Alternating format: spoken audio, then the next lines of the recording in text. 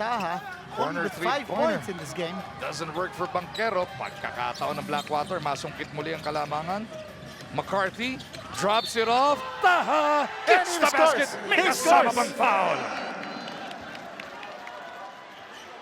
Taha now with 7 points. You know, getting himself in a position where he will accept the pass and then he will just score. He doesn't need to dribble. Nasa loob na siya. JV dancing here with Newsom. Olar will offer the pick. Olar on the pop. He already had a triple earlier. Pangalawa na yan para kay Antong Got it Olar. again. What a pass coming from JV Gasio. And what a trust. Gets deep. Flips it up. Doesn't work. Taha with the board. JV. Bang! Oh, what a shot. A sequence of events. That ball finding. A 6-point lead. Napaganda pa to para sa Bossing. Pero dito may rebirth si JV.